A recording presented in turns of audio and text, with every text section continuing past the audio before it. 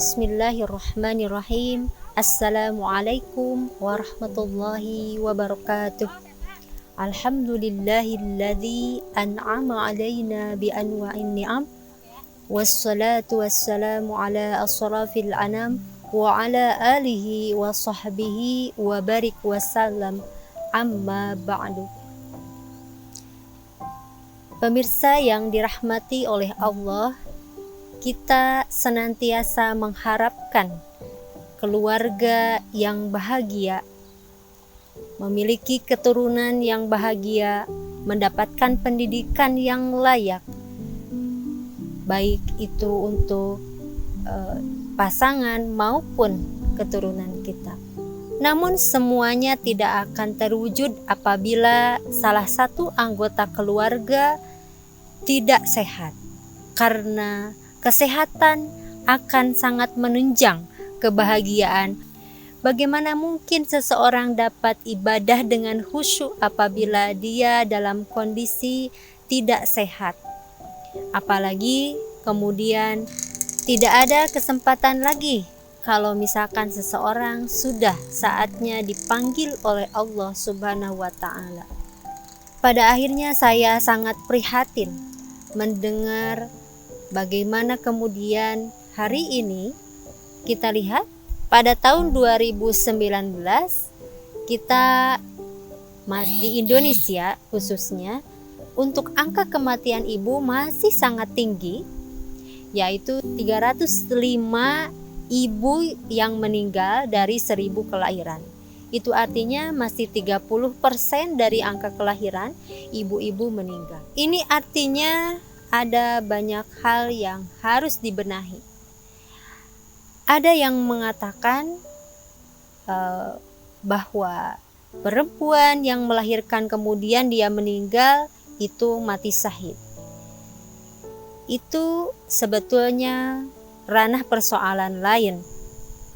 Ibu yang meninggal kemudian mati syahid itu adalah persoalan pasca terjadinya. Tapi bagaimana kemudian kita harus berbenah agar ke depan tidak ada lagi ibu yang meninggal setelah melahirkan.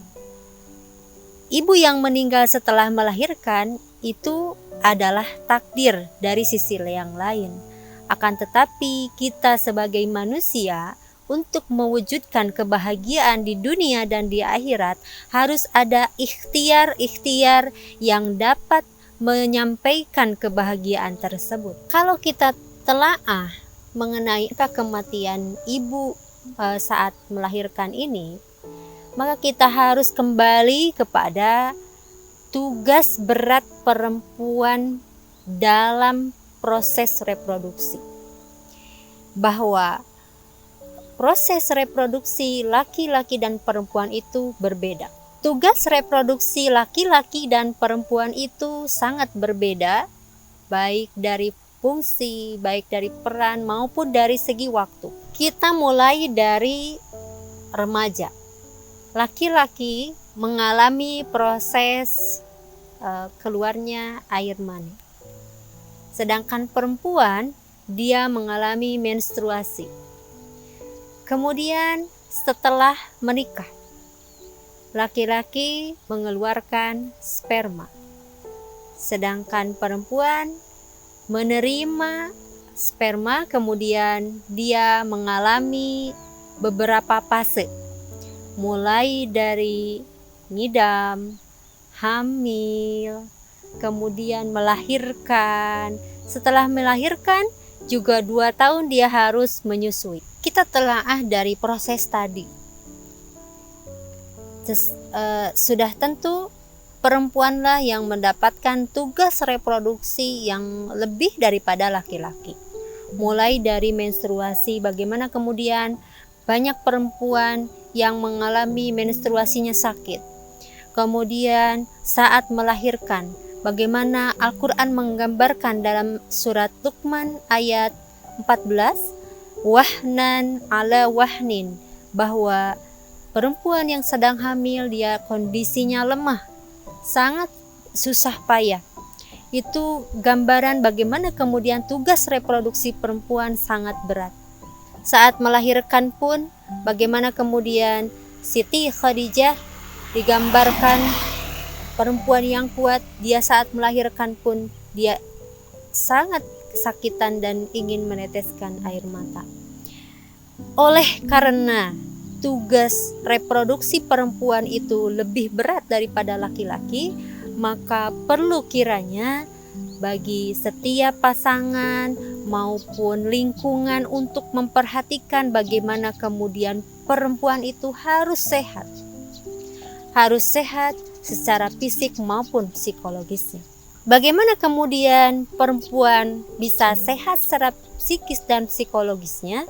Tentu saja membutuhkan dukungan dari pasangannya. Bagaimana kemudian pasangan harus memberikan cinta yang sepenuhnya kepada istri, apalagi saat dia sedang dalam masa reproduksi. Kita tahu Al-Quran telah menggambarkan dalam surat Al-Baqarah ayat 187, A'udzu billahi minasyaitonir rajim. Bismillahirrahmanirrahim. Hunna libasul lakum wa antum libasul lahunna. Bahwa mereka adalah pakaian bagi kalian dan kalian adalah pakaian bagi mereka. Itu artinya pasangan harus saling melindungi. Dalam hal ini apapun baik dari sisi ekonomi maupun dari sisi psikologisnya harus terpenuhi, harus saling melindungi. Tentu saja pada masa reproduksi seorang perempuan saat hamil, melahirkan dan menyusui, pasangan harus memberikan kontribusi lebih kepada istri. Pertama tadi harus memberikan cinta yang penuh. Mengapa demikian? Karena di dalam diri perempuan ada hormon cinta yang bisa membangkitkan dia menjadi lebih sehat baik dari fisik maupun psikologisnya. Kembali kepada tujuan pernikahan, yaitu menjalin keluarga yang sakinah. Sakinah ini kemudian harus dikapi dengan bagaimana pasangan itu tidak hanya dia mencintai, tetapi bagaimana cintanya itu dapat dirasakan oleh orang yang dicintainya. Kemudian di dalam masa reproduksi yang bagi perempuan lebih berat daripada laki-laki ini, bagaimana kemudian pasangan harus memberikan betul-betul perlindungan, jaminan kesehatan bagi perempuan.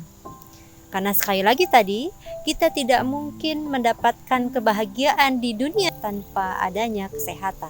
Selanjutnya yang terakhir adalah bagaimana kemudian pasangan harus menjaga komunikasi yang efektif bagi istrinya. Terutama pada masa reproduksi, perempuan harus senantiasa diajak komunikasi yang bahagia dan membahagiakan.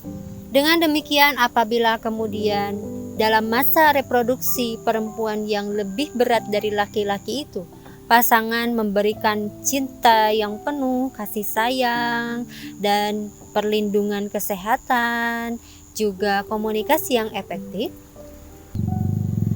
maka perempuan akan terjaga kesehatannya baik dari fisik maupun psikis. Maka kemudian ikhtiar untuk mengurangi angka kematian ibu pada saat melahirkan itu akan tercapai apabila pasangan dapat melindungi pasangannya, terutama istri, pada saat masa reproduksinya. Demikianlah apa yang dapat saya sampaikan. Wallahu yarhamuna birrahmah. Wassalamualaikum warahmatullahi wabarakatuh.